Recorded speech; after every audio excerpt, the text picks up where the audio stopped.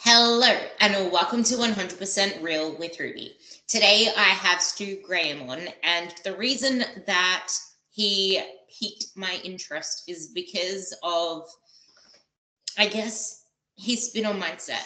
And there was a thing that he put up around chop wood, carry water. And that was something that I was always told, just chop the wood, carry water, get it done. Because too many of us uh, focusing too much on the outcome that it stops us doing the things we need to do. Kind of like a gardener, like, yeah, okay, you need to do the short term work of taking out the weeds, watering the plants, making sure they're flourishing. But you also need to do the long term stuff like planting the apple tree seeds, planting the orange tree seeds. And those things are going to take ages to grow. But the more that you dig out those seeds and try to see, hey, are you doing anything yet? You're going to get to a point where you're just going to need to buy more seeds because now they're not going to have the opportune environment to grow, which is where environment also comes into this. But I guess I want to start this conversation off with Stu, with bringing the mindset into it in terms of resistance is not always bad. And sometimes we resist doing the things that we need to do. This can be we resist showing up to train, we resist putting in the effort. But on the other end of the spectrum, we resist taking a step back, we resist self compassion, we resist actually slowing down, taking pace, and realizing that what we're doing is not serving us anymore. What people think they need to do to get to their goal is rarely reality, which is then when I'm not motivated, I just don't have enough discipline, I need more willpower comes into this. And that's hardly ever the case. It's just that what you think you need to do is not actually what you need to do, or it probably is, but you're looking 10 rungs up the ladder when you haven't even started climbing. So, with that being said, how is most advice out there setting people up to yo-yo and constantly be in a cycle of never seeing the results, yet in this tug of war of putting in a shitload of effort? I And would love yourself with that too, obviously. I would love to be able to give you this really amazing, concise answer that'd be like, we'll go and just implement this. But I can't because, like anything, behavior change, long term change is quite complex. I'm Stu, by the way. Pleasure to meet you all. And lovely introduction there. Really enjoyed that. Thank you. And I think that the key bit that you mentioned there was around this idea of willpower, of being motivated, of this real strong narrative that appears a lot around discipline. And it's not to say that that isn't something we may want to consider. It's just that what everyone believes to be discipline probably isn't. So when we look at trying to make some change, step away from yo-yo dieting, trying to achieve fat loss, trying to achieve muscle gain, whatever the goal is, we can convince ourselves that we aren't good enough to achieve it. And the resistance is going to appear there. And it might be like, oh, actually, I just need more motivation. When actually that feeling of like, I am not motivated isn't a feeling, because motivation isn't a feeling. Motivation's a driver of behavior. And there's this real common narrative that is like, motivation doesn't motivation comes after action. Actually, it doesn't. Motivation is the driver. All behaviors are motivated behaviors. Like, that's not how behavior works. So we're motivated, then we do the behavior, and then afterwards we get a feeling that feels like what people label motivation. But it's actually just enthusiasm, it's excitement, it's energy. So when you go to the gym, that feeling afterwards is energy. It's feeling energized. It's not motivation. You needed the motivation in the first place. So when people say, we don't need motivation, actually we do.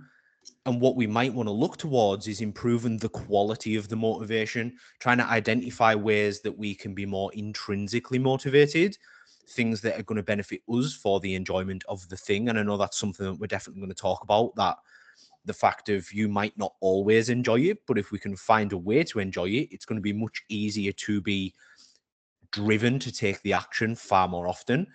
And then this is where it comes into willpower. a lot of willpower is kind of, especially when people talk about it online on social media, it's all about desire. It's all about, like you don't want it bad enough.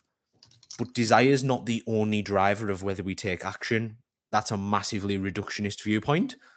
That's like, oh, actually, if the only thing that mattered was willpower, then we'd all be doing it all anyway.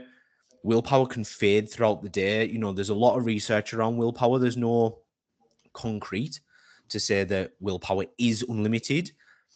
A lot of people say that their beliefs around willpower can impact the amount that they have. But the research that we're seeing coming out around behavior change, around willpower, says that it is a finite resource that can deplete over time. The more that we rely on it, the more that we're going to feel drained. But there's also, you mentioned environment there, and environment can have an impact. Like if you're in an environment that requires you to use a lot more willpower, then it's going to drain quicker.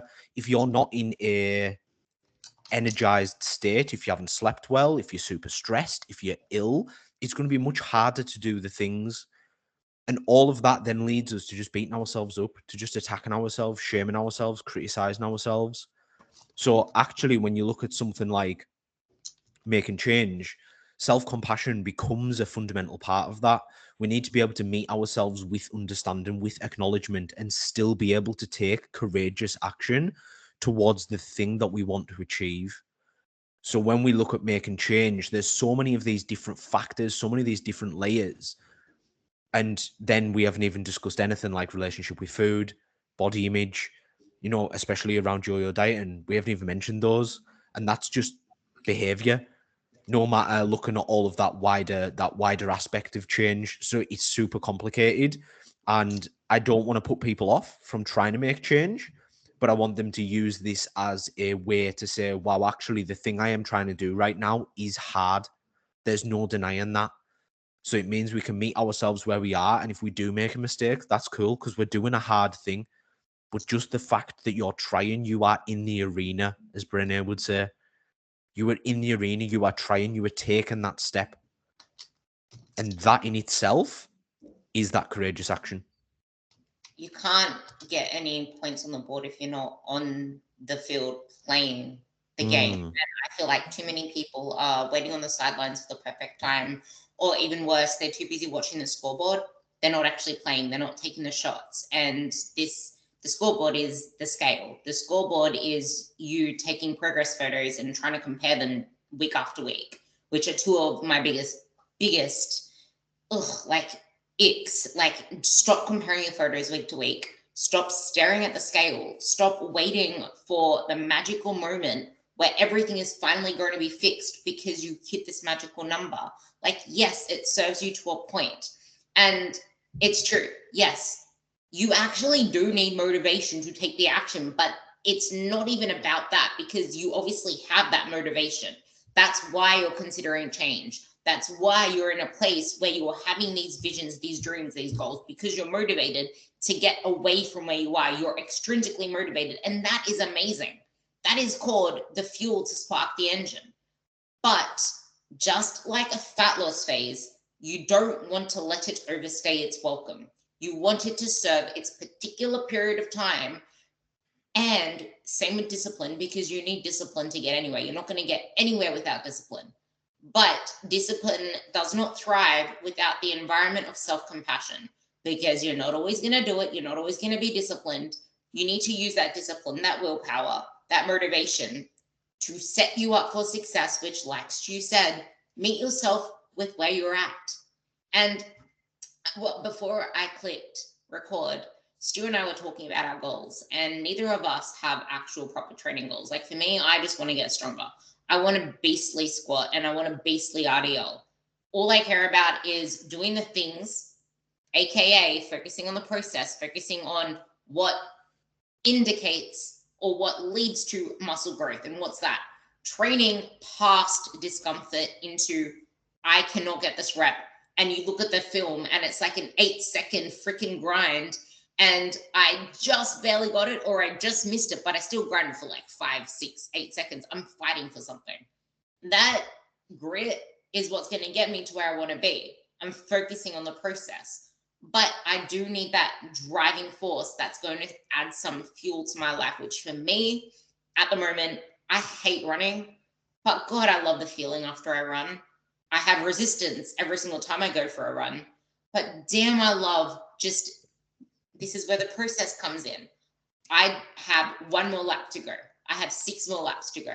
Because on one of the days I run the same lap and it's like 6 or 7 loops to get close to my kilometers, but the other one is for actual time. And every time I look at my watch, it's like, okay, I have this long left. I just need to hit this and then this and then this. And it's like you're setting check marks along the way. It's kind of different with your physique. And this is kind of where I want you to talk about what you alluded to before. Whereas with your physique, there's never really a getting there because it is your whole life's process. And that is why it is so important to set these check marks. But those check marks, when you zoom out, it's more than just the scale. And I know you put up a photo before about how much change can you make in 6 weeks. It was the one with your hot air balloon. You can make a lot of changes in 6 weeks, but they're not going to be the ones you think you're going to make. And if you put so much pressure on yourself to make those particular changes and you don't see those changes happening, all of a sudden you're going to say the process isn't working. But you're not seeing what the seed is doing under the dirt. You won't know discipline isn't bad. It's how the tool is used, and that's the same here. There is nothing wrong with these metrics that you think will get you there, but everyone's using the tools wrong. I now probably, I think I do. I weigh the same as I did 7 years ago. And I'm pretty sure I weigh about the same as I did in high school when I was mostly made of fat, whereas now I'm mostly made of muscle. And that's the thing, like you'll hover in around about the same when you get to a healthy body size. Obviously, there are people that have excessive body fat to lose. I'll talk on that later. But you mentioned a relationship with food. You mentioned a relationship with our bodies. And our past stories come into this, as you mentioned as well, because mindset is such a vast topic. And on that note, checking boxes, feeling like we just need to keep doing more and more and more, this is where the relationship with these things come in. Maybe you can talk more on that. Yeah, I think you raised a really some really great points there as well, which I just want to double back on quickly, and that is this focus on the outcome. It's known as the arrival fallacy. It's the idea that when we get there, it'll solve all of our problems, and because of that, and it doesn't work. We arrive at where we think. Let's use scale weight as an example, just because it's a really easy one. You set yourself a scale weight, you get there, you don't feel how you expected to feel because it's not the scale weight that's going to give you the feeling. It's the process of everything you've just spoke about, of pushing past your comfort zone, of learning how to regulate your emotions, because effectively that's what discipline is. It's just self-regulation. It's learning to regulate your emotions. It's learning to understand your own quirks and idiosyncrasies. It's building self-awareness. It's improving this idea of you being able to see different perspectives. All of that is what is going to give you the outcome that you think you want. So things like relationship with food and body image come into this, because you can achieve the body that you think you want and still not like it, and still hate it, and still resent it. And there's hundreds of people out there that will tell you that. I did the same. I got the six pack and thought, wow, this is nothing like I thought it would feel like. And I feel worse than I did prior to commencing this diet, because the thing that I hadn't done was work on my body image. I was seeking my self worth through dieting, which isn't the way to get that. So it's peeling back those layers and being like, right, actually, this outcome, this thing that you're aiming for, scale weight in this case, may not actually solve the problem that you think it will. But the problem is when it doesn't, it's like, oh, well, I can't have lost enough body fat. So the goalposts move, and the goalpost will continue to move. And you'll think, oh, well, if I lose another 10 pounds, another stone, another whatever it is, and they continue to move. And this is where like I have a bit of frustration around this, like, trust the process, because trust the process says trust the process and the outcome will come, but we can't guarantee that. We can't predict the future. Anything could happen that is well outside of our control. So actually, the only thing that you can control is what you do in this moment right now, my behaviors and my actions now, the things that are going to move me forward towards this life that I say that I want to live. I've got this choice point. I can either move closer or further away. Which am I going to pick in this moment? And yes, that might get us to that outcome. That might move us further closer. And we, of course, want to achieve our goals. Achieving our goals is part of thriving. It's not to say that we can just ignore them. It's not this like binary, like this or. It's not goals or process. It's both. So we want to engage in the process and reap the rewards of the process. We want to achieve the goals because they make us feel amazing. But when we look at any other type of goal, it's like, oh, yeah, goals are amazing. But when it comes to physique, when it comes to scale weight, there's so much emotion in there. So, like, you mentioned earlier about people checking the scales and wanting to see that change, and it's completely understandable because for so long, people have been told that their scale weight is what determines their worth. Diet culture has had its wild way with our lives, and it says that if you are in a larger body, if you weigh more, that you are lazy, that you are less worthy, that you are unattractive. That's what diet culture's told us. And none of that is true. But when we can peel back some of those layers and start to take away the rational aspect, because we aren't rational humans, we like to think we are. We like to believe we're these really rational, logical, we aren't emotive beings. And the fact we are emotive beings means that things like the scales, things like looking at progress photos, you can show progress photos to someone and the difference can be enormous, but they can't see it themselves.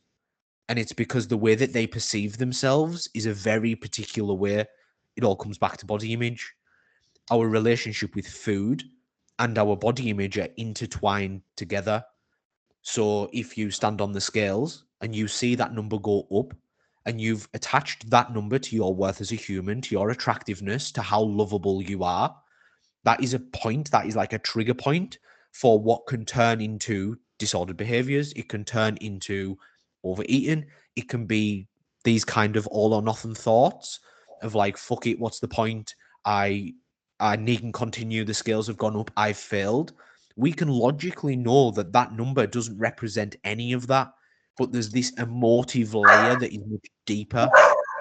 And when that happens, even no amount of logic will unpick that belief.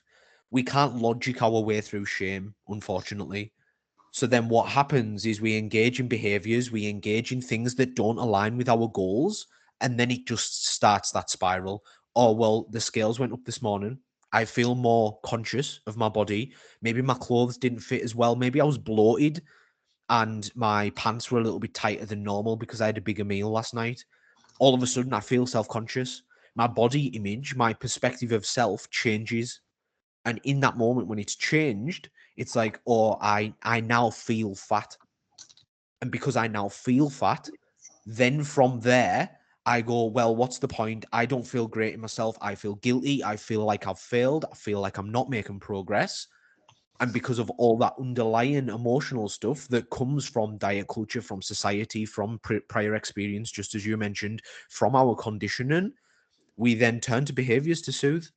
We turn to food to soothe. We want to feel better. Of course we do. It's a completely functional and normal behavior to engage in those circumstances. That doesn't mean we can't change it, but it does mean that we need to bring these behaviors, these thought patterns, these beliefs into our awareness because we can't change what we aren't aware of. And this is where that aspect of self awareness, mindfulness, mindset all plays into this. So, actually, our relationship with food, if we use food to soothe, if we label foods as good or bad, and all of a sudden we eat a bad food, we feel bad, we internalize that, feel like a failure, we turn to food to soothe again. These all intertwine, and it's kind of like this complex web. And it can take one little knock on a web, what feels to be far away, and all of a sudden it ripples right throughout all these other behaviors because we are complex beings. Like, we can't deny that we are complex. And the more that we can highlight some of these areas, the easier it becomes to make the change happen because we're not doing it from this place of shame. We've got this freedom around food. We've got a sense of self that feels strong. It isn't contingent on a scale weight. It isn't contingent on a particular body type. Our worth comes from knowing that we are and can provide value, and we are these people that aren't impacted by the way that we look, by the amount that we weigh. It's starting to let go of some of those beliefs. Of course, we're never going to be perfect. And a lot of these things are on spectrums and will slide up and down in the same way that our body image can be amazing one day and horrific the next. They will move, they will deviate. It's impacted by so many factors. But when you can improve your awareness on those and you can start to question and explore and get curious about some of these beliefs, it can have an enormous impact on the process, which then makes it way easier to get the outcome that you are actually seeking. I love this conversation because we're going back and forth with so many things, and I took so many notes to touch on a few things there. So the first part of what you said with the sense of self, it's also really important to remember that you're not just one sense of self. There are many dimensions of yourself, and the more that you pigeon your hole into one aspect of who you are, the more stuck you're going to be, because you're negating all the other things that make you you, which then leads me into using food to soothe, using alcohol to soothe, abusing exercising as soothing, which I put in my stories today, that so many women are over-exercised but undertrained, underfed and undernourished, underfueled, but overeaten, because so many of us neglect actually focusing away. This is where that whole relationship with your body comes in, because if you're still so focused on how much is my body changing, am I even progressing, all these little yo-yos and debates that you have with yourself, in that trust the process, it's hard to trust a process if you are not doing the actions. And that's why I like to say, yeah, trust the process, but you can't trust the process without aggressive action. You need to be putting in the aggressive action into the direction that you want to go, because then the process is the goal. The progress is not. The progress is a byproduct of you doing the process. Progress is not linear. Progress is not one-dimensional, because a lot of people say they're plateaued, but you might be looking at just one little puzzle piece in the whole puzzle where, oh, there was a podcast Stu did on this one, actually. It just clicked. There's like a million cars on the motorway. They're all going forward. Well, they're all facing forward. They're all facing north, to your North Star, because our North Star is the direction. As long as those cars are facing forward, you're good. Some of them, most of them may not be moving, but there might be some that are actually, they have potential to move. They have the ability to move, but they're never going to move if you're so fixated on trying to budge the ones that are not moving, budge the ones that need to just refuel, settle, cool off their engines. If you think about the old motors of the past where the engines warmed up too much and then you have to like let them settle and then go again, you're missing out on potential because you're so fixated on that. Which then comes to, we are too busy trying to make a masterpiece of our bodies when our bodies aren't the masterpiece. Our lives, the lives that we live, are the things that should be made masterpieces, because it's that which adds the context to everything that we're trying to achieve with our health and our fitness. Why are we doing this anyway? Because there is more to it than a scale weight. We're wanting to feel more confident. So many people, so many women don't feel confident in the bedroom, and then that impacts on everything else, and then they're scared their husband will cheat, or their husband does cheat, and then that leads to other issues. And then there's the workplace, and you're too timid to ask for a raise, or your workplace is stressing you the hell out, but you have no confidence to go for other jobs that will actually fuel you, so you settle for less because you don't believe in your abilities. But it's just like, why is that girl the girl? Because she does something hard more than often than not. She shows up for herself. She does what she says she's going to do. She doesn't focus on taking up less space and shrinking. She wants to make the most of her life. And this does not mean getting fat, getting all your weight back, going back to where you were before in the discomfort and letting yourself go. Because when you focus on the process of showing up as your best self, that is a whole identity change. And that is you making the lifestyle facilitate everything that you want to become. And then you mentioned the photos where you don't see the changes in yourself, and there's the visual accommodation. You see yourself so often that you visually accommodate that. It's almost like you pass through the same street all the time and you don't notice the changes that are there because it's something that's always ongoing while you're going through it. But then, for example, you don't visit this one place for years and then you visit it and it's like, holy shit, it's got a total do-over. The same with you. And then people will be asking you how you did it. Like I have people now asking, like they don't even ask me how I did it. They just want to know what I'm doing now, thinking that what I'm doing now is why I am the way I am now. But if I was where they are at the very start, I never thought I could be where I was now. And I had a holy shit moment the other day where I'm just like, I'm actually the girl that I've always wanted to be. Like, what the fuck? I'm doing the thing, like I'm consistent in the gym. Like I'm pushing myself, I'm lifting this weight. Since when did this shit happen? And that can be you too. It's just, are you willing to do the hard shit? Are you willing to become more aware? Because that awareness thing, that we're not rational humans, is so important. And this is something Stu goes on about a lot, and he does post about it a lot in his Instagram. But I would actually say not even his Instagram is the go-to for this. It's his podcasts, because they speak a lot on mindset and how, like, just how important is the mindset in this. Because you mentioned this in one of your posts where fat loss is never the happy endpoint. It's part of the process, but a goal usually as a means to a greater goal that has more holding power, because fat loss will never have holding power. It's like a temporary tattoo. But yes, many of us need it to get to a healthy body fat percentage. But again, it has no holding power. It's on the way to this confidence, this other part of us that fosters a lifestyle of where we are now. Like, trust me, whatever you think is really hard right now is soon going to become so much easier for you, but there are still going to be hard elements there.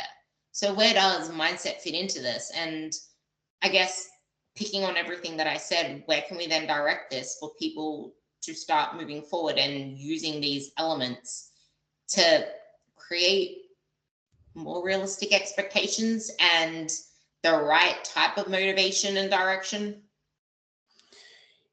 Yeah, phenomenal question. And I think to start with, it'll be worthwhile visiting something you said regarding like health and well-being and health and fitness. And a lot of people talk about things like values and what you value most in life and what's important to you. And some people add health into there. And I would push back on that and say health is like an umbrella that oversits your values, because without health, you can't live in alignment with your values.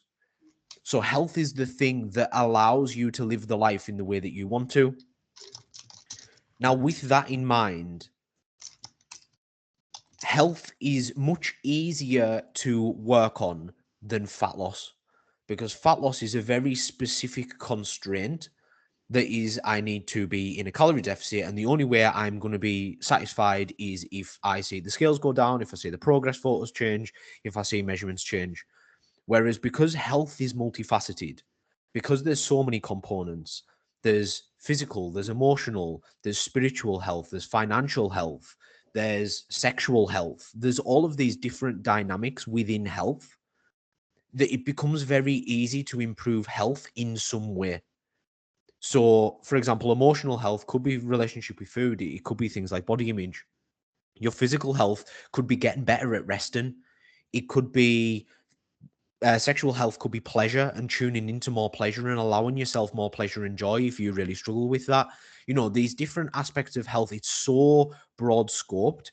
It means there is always something intentional you can do. Now, for so many people that struggle with all or nothing thinking, as soon as they flip from one binary to the other, like a switch, it's like, that's it, I'm done, I'm not continuing. So what we want to do is create this space for us still to do something. So rather than switch, think a dial. So you're turning a dial up and down. The dial's never completely off and it's never fully on. But what we want to do is moderate and calibrate that dial based on the circumstances you find yourself in. Now, when we consider consistency, because that's now the next factor, consistency is challenging as a concept because we confuse it with uniformity or perfection. So if for you 3 gym sessions a week is what you can manage, if for 1 week you can't do 3 gym sessions, it feels like you've failed. But the reality is, if your capacity for that week was lower and you did all you could within your capacity, then you've filled your capacity. You couldn't have done any more. So rather than being overly focused on consistency, I tend to encourage people to focus on momentum. Can we keep going in the direction that we are aiming for? Whether you're moving forward by an inch or a mile, it doesn't matter. And I use the analogy of a car. Like if you're pushing a car, it takes a lot of energy at the start to get the car moving. Like think strongmen when you see them pulling the lorry. At the start, they Yeah. are absolutely grinding. But when they get that lorry or the plane or whatever it is they're pulling moving, they start to pick up speed because they're building momentum. The inertia that kept the thing they're pulling in place took a lot of energy to overcome. But once it's moving, well, I don't need as much energy. So by using health as our focal point, how can I improve my health or work towards health, be health seeking today? Then you create multiple different ways to maintain momentum. So you never need to re engage and put all of that energy in at the start to get the thing moving. We can avoid that part, which is that start, stop, start, stop. Because every time you stop, you've got to put a lot of energy back into start. It feels like you're overcoming a mountain. Whereas if we maintain that momentum, it makes it much easier. Health creates this beautiful landscape for us to be able to do that within. So for a lot of the people I work with, they've struggled with yo-yo dieting. They have maybe haven't got a great relationship with food. They struggle with their body image. We change the focus to health and it eases all of the pressure of fat loss, of the scales, of photos, of everything like that. It eases all of that pressure because they're not there anymore. And we're like, right, what can we do to improve our health?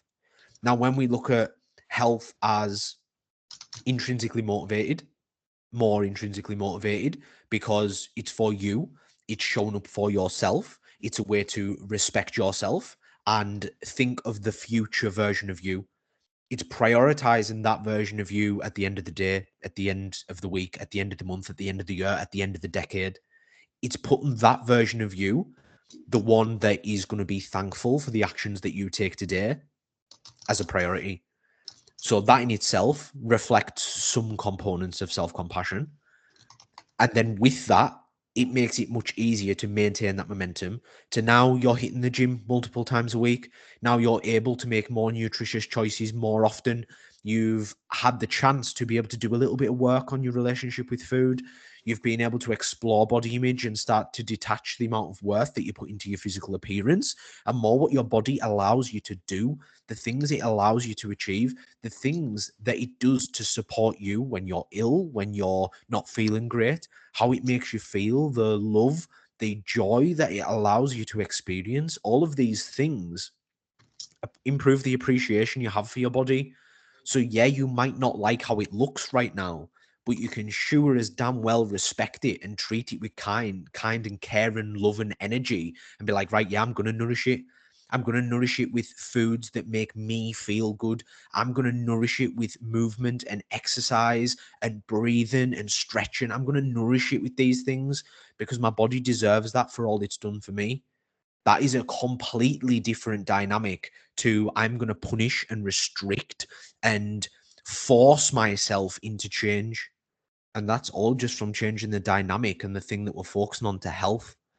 And then naturally, as a part of that, like you mentioned, because you're focusing on that process of health, of improving your health, of being health seeking, all of a sudden progress starts to happen because we're not scared or restricting foods, which is then leading to overeating. We're not shaming ourselves as soon as our bodies don't look the way that we want them to look, which is leading to us eating or not engaging in behaviors or feeling demotivated, as the people would say, and flat. We've completely changed the dynamic. So actually focusing on health can be a really great way to do that. Without health, you can't live your life the way that you want to or a life that you love. And without having a life that you love, you're always going to fall into self sabotage. you're always going to rely on the scales to pick the slack up for you. Because when you feel out of control in your life, or when you're not satisfied with your life, you go to the easiest thing to control, which is your emotional state via food. It's clinging to the scales. It's, I can just exercise, stuff like that. Or many people go to alcohol. One thing that I forgot to mention before, which I really want to mention, is because people are going to think, honestly, we're one and the same.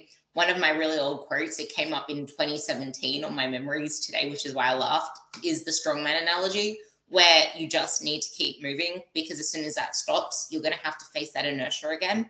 Even if you just move at a slower pace, it is keeping the wheels turning on that truck. And trucks take a long time to get started, but they also take a long time to slow down to a stop. So you buy yourself time.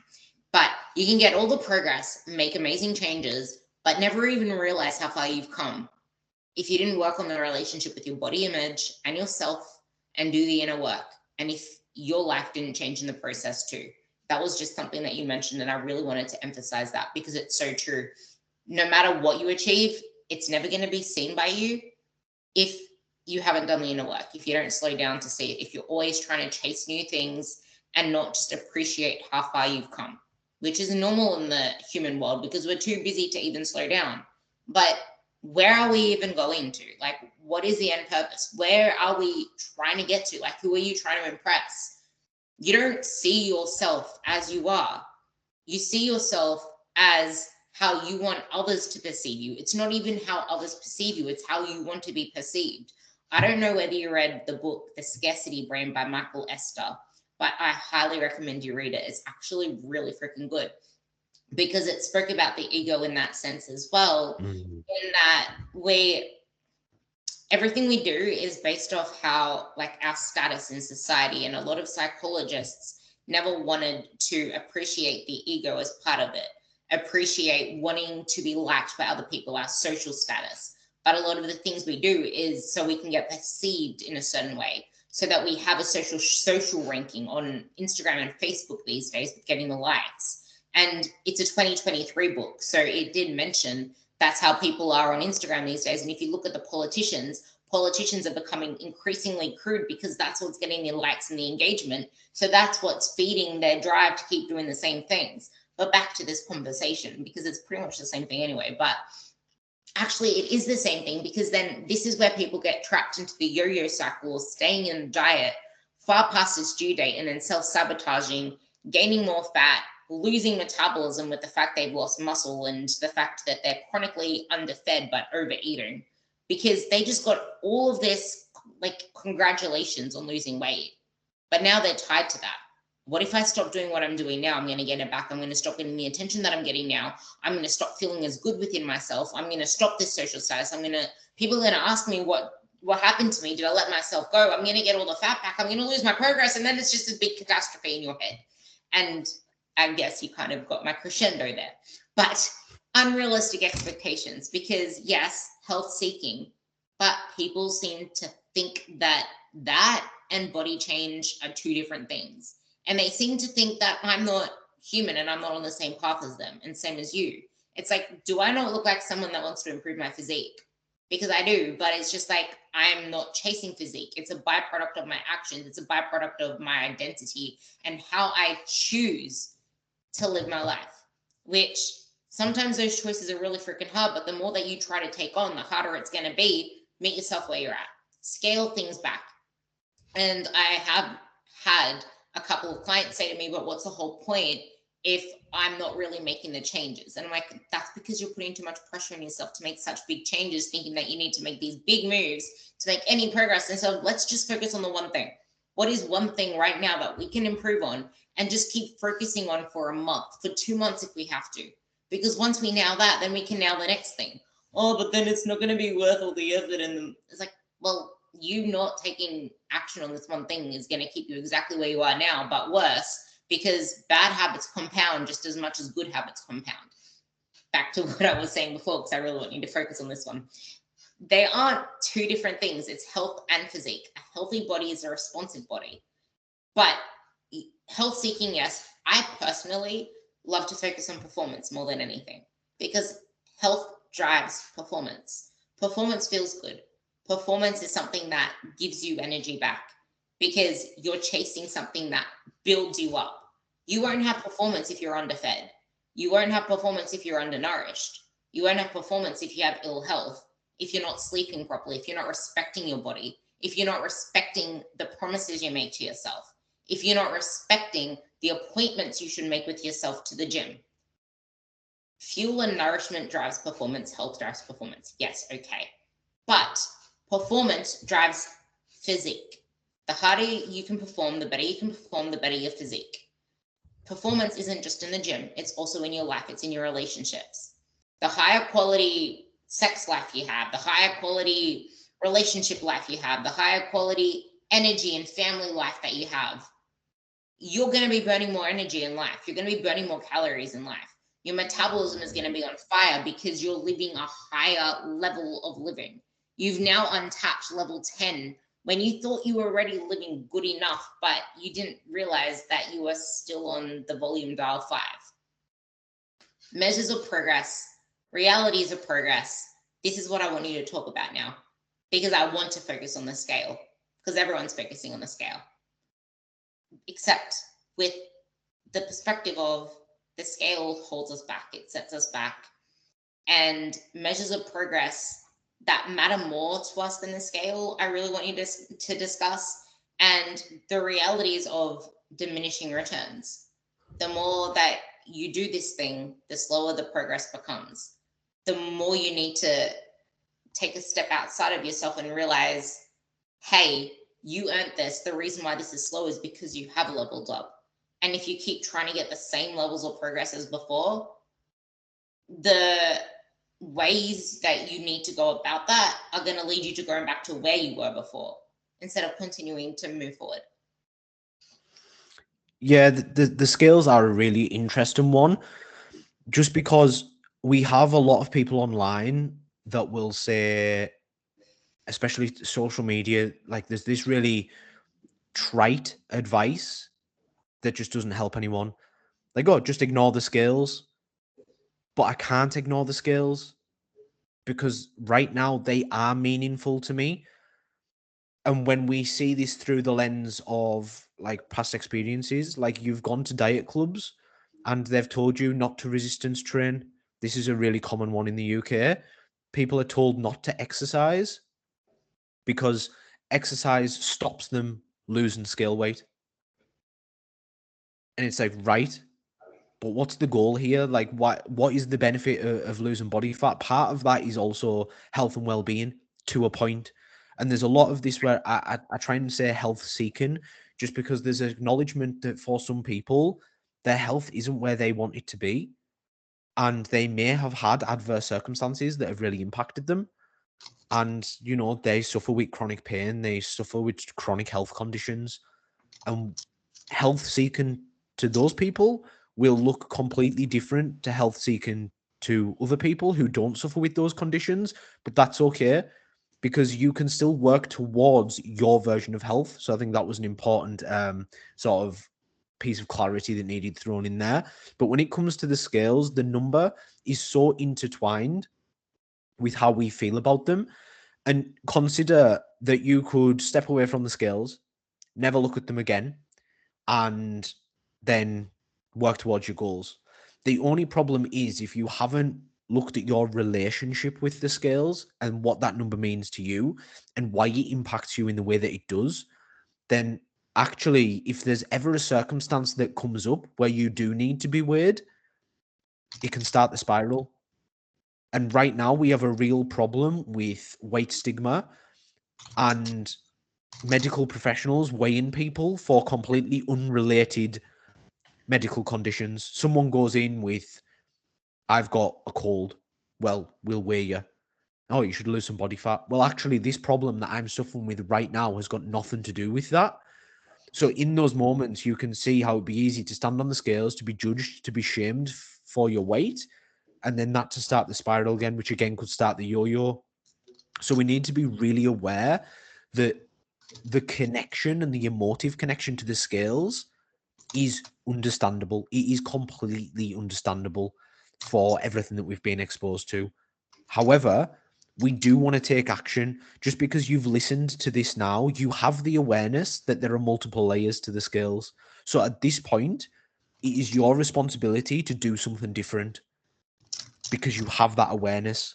You can't take responsibility for things that you aren't aware of. But in this circumstance, you've highlighted this. So it's about starting to explore and get curious about your relationship with the scales. Because until you do that, they're going to continue to trip you up. Yeah, we can avoid them long term, but it's like saying just don't buy the food.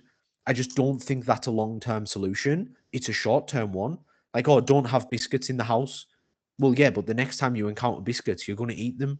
That's not a long term solution. The long term solution is improving your relationship with food to the point where you can have biscuits in the house and eat them intentionally in the way that you want based on how you feel at that time. So then that way, like, oh, I can go to the cupboard, I can get two biscuits, I can put the rest of the pack back, and then I can continue with my life. That is improving your relationship with food. Just cutting the biscuits out isn't going to solve that problem. In the same way with the scales, I think we need to look at our relationship with the scales, which is obviously complex. It's enormously complex. And this is where a lot of our expectations come. People have started on a fat loss journey. They've lost a large amount of scale weight in a very short period of time by taking crash diets, by taking an unsustainable approach. And then it completely distorts what we think should happen. But our expectations are just predictions. We need them.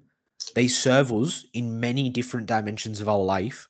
But when it comes to the expectations of progress, they can hold us back.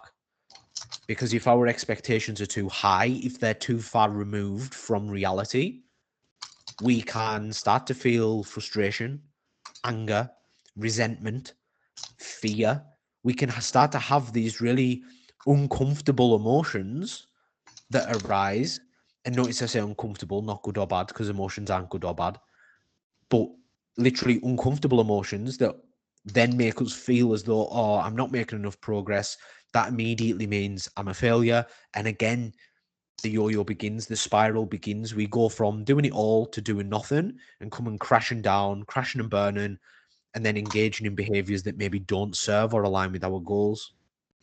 So checking in on those expectations and being like, can we bring these expectations more in alignment with reality?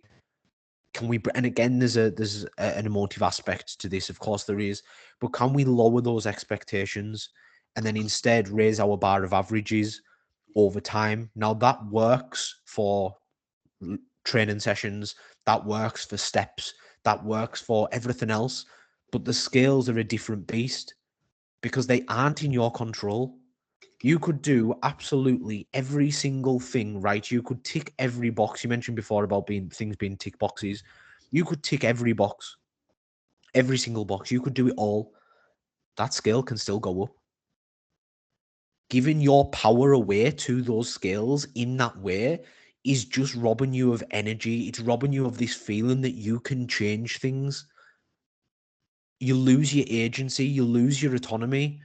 Like, of course, you don't feel like hopeful, you feel helpless because the scales are taking that away from you because you're giving it all to the scales. You're basing how you feel that day on whether that scale moves or not.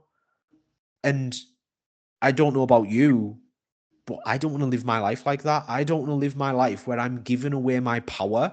And if you know, if we look at power as a potential to make change happen, power is capacity to make change.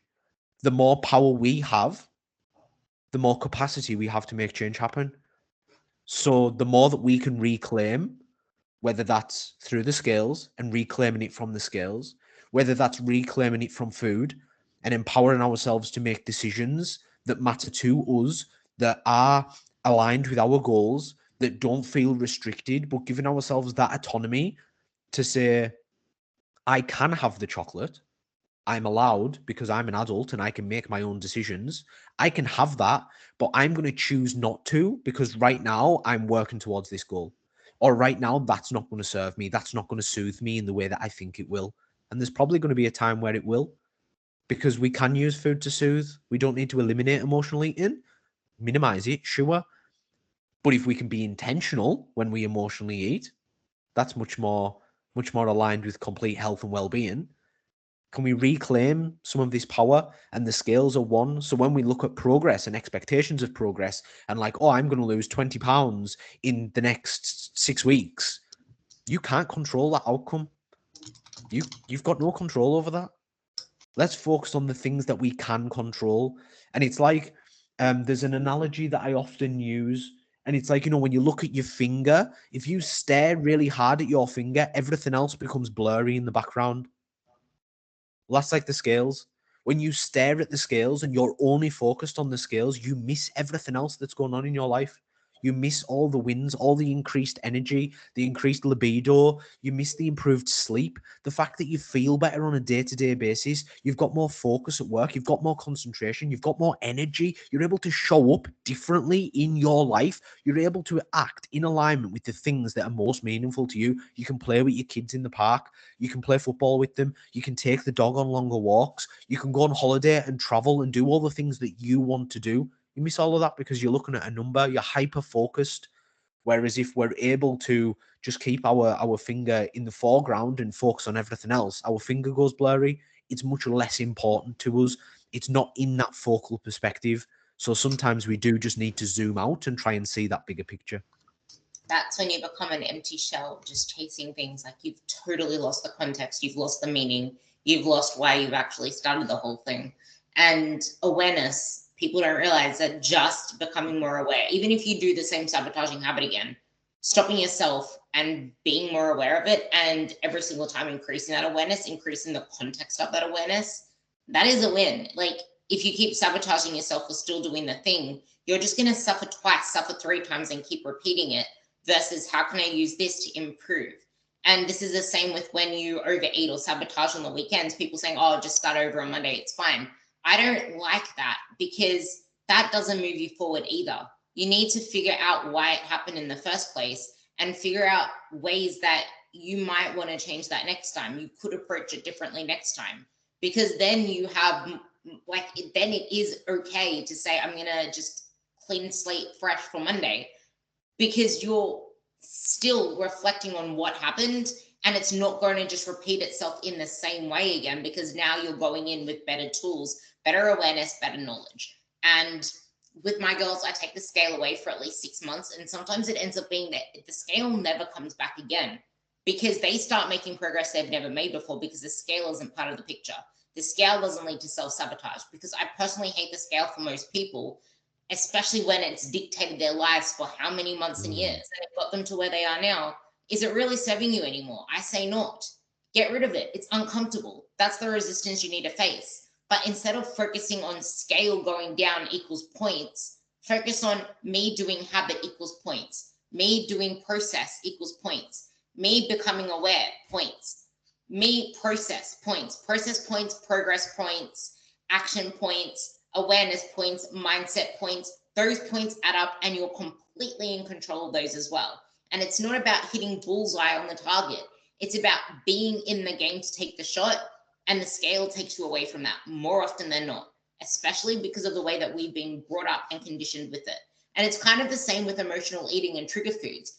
Get it out of the house for a few months and then bring it back in. Like, it's not forever, but sometimes we need to give ourselves that little period of time to just it's the same with alcohol. It's like, it's not always about getting rid of it forever, but sometimes those 30 days of dry gets you to face your relationship with the alcohol to start with. Why was it there? Filling a void. Is there something else that can fill that void instead? Because a lot of the time, I had a girl that came to me ages ago, and she could not have peanut butter around. So we got it out of the house completely, and her kids locked it up.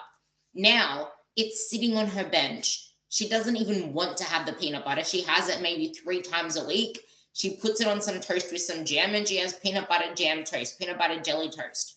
It doesn't faze her anymore. She doesn't even feel a need to have it, because before it was just a compulsion, a habit. And then after taking it out for a few months and realizing that, hey, she was underfed, she was underfueled, she was trying to do intermittent fasting, she was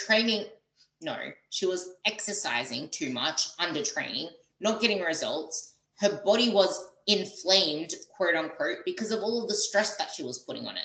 take that away, give someone enough food, and then these random pedestal foods don't become something that you just want to jump on anymore. And it's like, why is there this purpose to let a scale dictate our day? Like, is it really something like, is it just become so common that it's now normalized? And there is this quote where it's just like, you question everything except that which you completely believe to be true. But it's like something has become so common, so often used as a tool, that we never actually question, why is it that we do this anyway? What is a better way of actioning ourselves to where we want to be? And that is like a pressure. That is like a outcome metric versus how can we measure our actions within this phase of time that can get us there. And it's almost like the doctor wants these particular results for health. Why not get you to do a comprehensive blood test? Oh, because they cost so much more than a friggin' scale, which does not even show you your health. The BMI doesn't show you your health. It does show you maybe if you're sedentary in the general public and you're overweight, blah, blah, blah. But I prefer a waist to hip ratio, which I'm sure you prefer as well. And blood metrics. Are you active? Are you doing the exercise moments? Are you within a healthy body range just by knowing where that healthy body range is? Because if you're doing the habit steps now, you may not physically show health, but it will come, because it takes time for those progress, those action steps, I should say process, those process steps, those action steps to become your current reality. Shit takes time. Just because you're doing the right things doesn't entitle you to results, because those results take time. It takes effort. It takes realistic expectations. And I guess the last thing that I want to close this on is how cognitive distortions lead to self-sabotage, and then tie a bow on it. Cognitive distortions are a big one. There are a lot of them. And the main one that I believe people encounter is all or nothing thinking, especially around dieting. But there are others like catastrophizing and, only being able to see the negative. Cognitive distortions effectively they distort the way that we see reality. And they often come from a variety of places, but a lot of us have them. They're built into us. They serve to function at some time. And this is kind of the same with self-sabotage. I don't use the term because I don't believe we're sabotaging. It's in that moment that behavior is functional. It serves a purpose. It's doing something. Whatever that is, it is doing something. We're not actively seeking to harm ourselves. Because if you look at something like, let's say, internal family systems as a therapeutic dynamic, and some of the work in there, the most extreme example that they present is that something like harming yourself is this behavior that is based on, there is nothing else that I can possibly do at this time to get rid of these emotions. So it comes from this well-intentioned place, and it's like a last resort.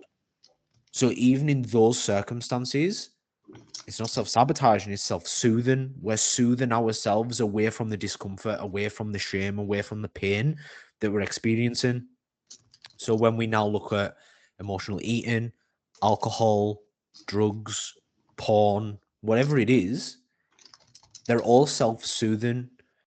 In some way, we are trying to make ourselves feel better, whether that is to feel something, because up until this point in our day, we've been so frozen and unresponsive and just flat that we want to feel something, or whether it's to get rid of the discomfort, to get rid of the stress of the day. Alcohol and stress come one in the same. A lot of people drink at the end of the day because they've been stressed all day, and it's like, oh, I'm just going to get the stress away. Well, actually, we want to acknowledge that behavior right now is serving you. So in the same way you mentioned about the peanut butter, eating the peanut butter of an evening is serving you right now. How is it serving you? What function is it playing? well, actually, after a super stressful day, the kids have been running around. They've all been knobheads. They've absolutely pissed us off. I'm at the absolute end of my tether. Yeah, great. That we've identified what that behavior is serving. So now imagine that you're on a set of monkey bars. You can't let go of the monkey bar that you've got a hold of until you've got a firm hold of the next one. Because if you do, you fall, which is where this all or nothing thinking comes in.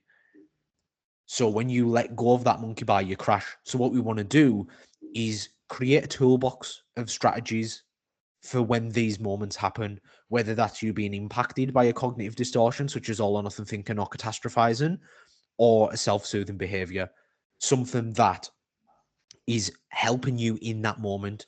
What else can we do at this time? What else would give you the same sensations, the same feelings that that behavior does now currently give you? So, for example, with alcohol, it could be I want to de stress, right? Can we insert a breathwork practice? Can we go for a little walk? Can we do some like just some body shaking, just something that relieves you of a little bit of that stress. Maybe a workout, if you don't currently train, would fit that bill. Maybe that would be something. But we want to diversify our toolbox.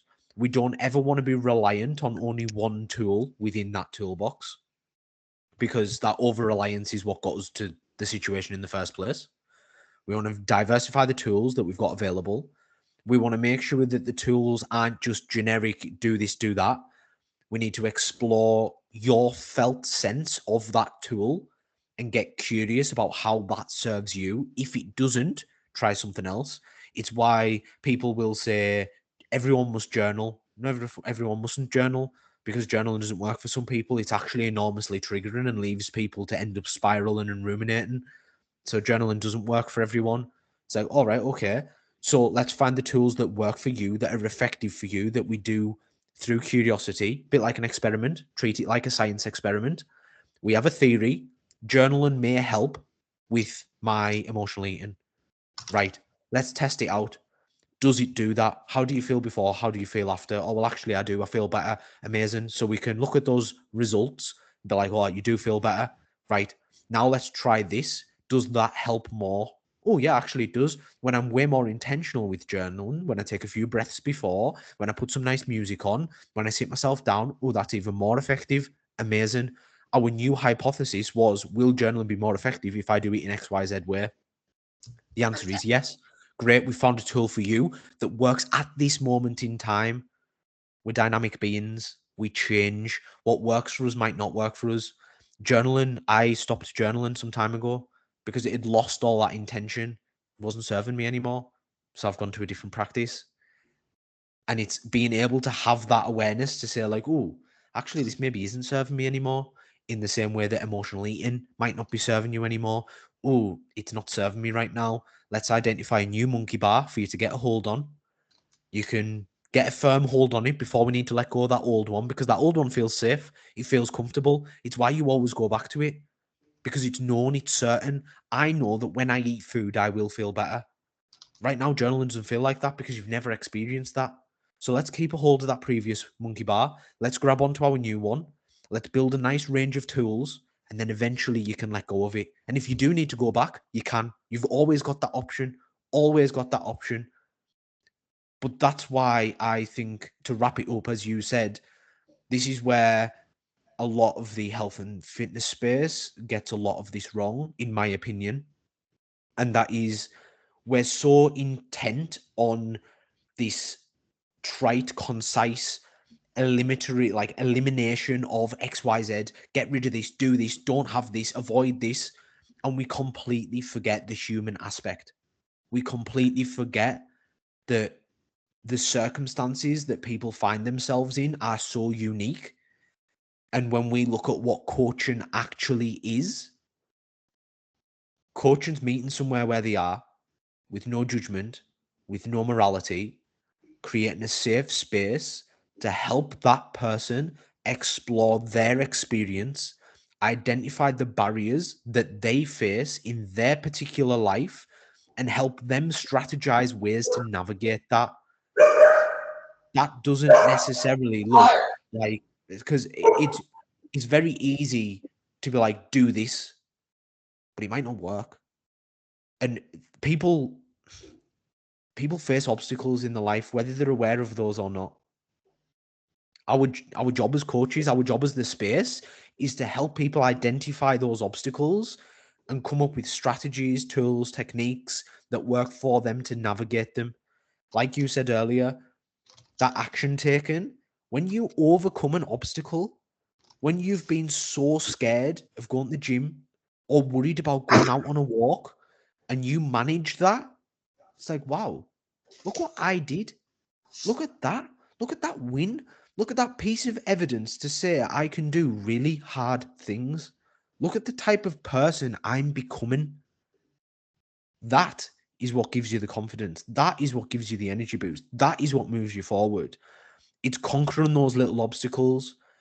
And I say little obstacles, but just obstacles. Because what I perceive to be a little obstacle will look completely different to anyone else's obstacle. And this is why this idea of like diminishing ourselves compared to others, like a situation for me could feel like the most overwhelming situation in the world. For someone else, it could be like, why are you stressed over that? That's nothing. But this is my own experience. We're all living our own lives with our own prior histories, with our own unique perspective of the world. Navigating those obstacles and overcoming them and proving to yourself that you can do it and building resilience is what's ultimately going to serve you, no matter what your goal is. And I think Resilience. that is it. Yeah, I think that's a beautiful way to end that one for sure. Yeah, that part. Resilience is actually the real flex. That's what I just said there because I love that word because it doesn't matter how optimal anything is without resilience. Resilience is kind of like the maintenance thing. And you know how you mentioned the monkey bar with like clinging back to the old one and going back to safety and comfort, and that, you know, that's like people with fat loss, because fat loss is comfortable to you. It's what you're used to. It's what you've been trying to do for ages. Trying to change this dieter's mentality is uncomfortable. It's hard.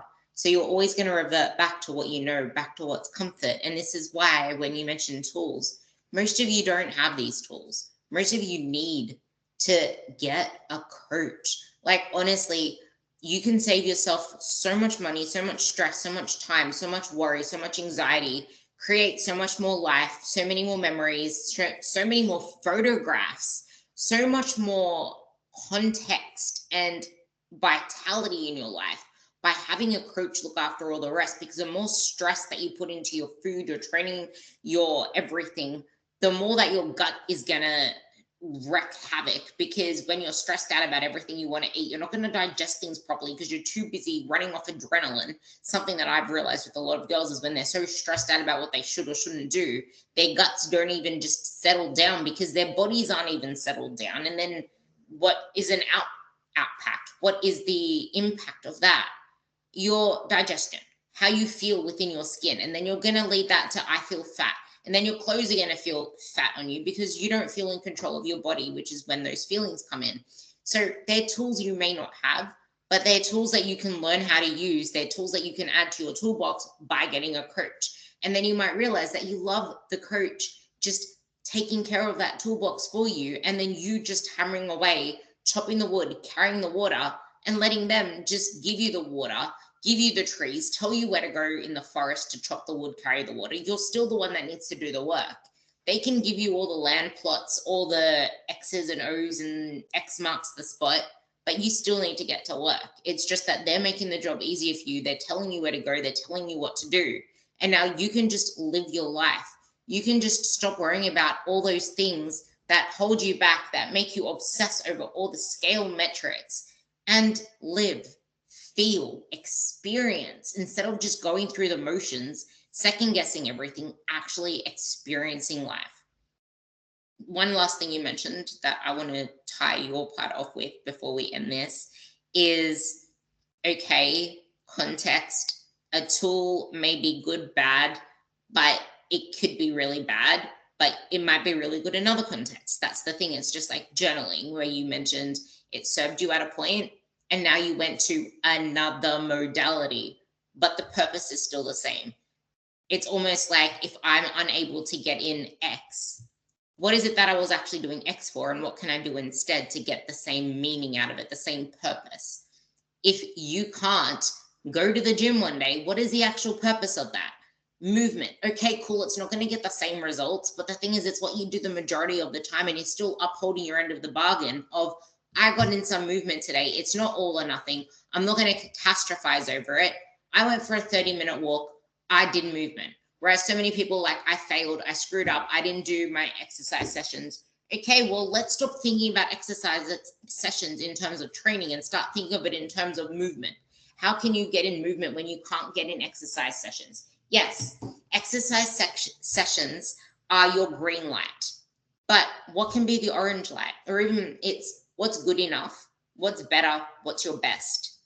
You always need to set your good enoughs, because you can't always perform at your bests, and you can't always perform at your betters, because life happens. Kids happen. Stress happens.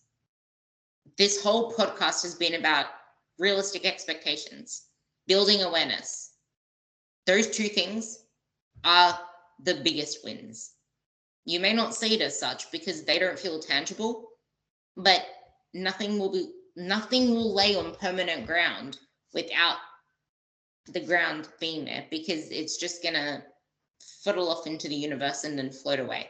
The ground is exactly what we just mentioned: awareness and realistic expectations. Yeah. Solid Yeah, foundations. Can't build a house with no foundations. exactly that. So with that, what is the name of your podcast, and where can people find you? People can find me on Instagram. stu.graham.s25 is my handle, I believe they call it these days. That's Instagram. Go there, and that's got links to everything else. And the podcast is called the Seeking Insights Podcast. It's just got my big face on the front. Honestly, I'll get you to link me that podcast on, can you find that podcast on the cars on the highway and send me the link? I want to link that in the show notes. It was a really good podcast. Listen to it, save it into your playlist. If you're listening to this on whatever platform, just save it into your playlist or copy paste it into your notes and come back to it later, because you'll hear that it's a lot of what Ruby says, and it's a different perspective on the way that I say it, but it's amazing. So with that, thank you so much for coming on, and I hope you guys got a lot out of this, and take some notes for what does progress mean to you? What does confidence mean to you? And get clear on what is actually holding you back. Because, like Stu said, you cannot change anything that you are unaware of. It's almost kind of like the get clear on the barriers to change and make them specific, because you can't tackle a problem if you don't know what that problem is. You know, Rumpelstiltskin, she couldn't get past Rumpelstiltskin without knowing his name, without knowing the name of the trouble person. They couldn't get through. So know exactly what the devil is that you're facing. Get to know it. Get to nourish that relationship with it in whatever sense, because then you can actually walk it out the door and continue on with your life. Stop fighting it. Walk it out the door. A huge thank you to you for having me on. It's been an absolute pleasure chatting about all things that I love. So I've thoroughly enjoyed myself. And I think you've done a phenomenal job of wrapping that up there as well. Yeah, I will talk to you guys later. You'll hear me later. And please leave a rating on this podcast and go and let Stu know if there was anything at all in here that resonated with you. And you will hear me on the next podcast. Bye.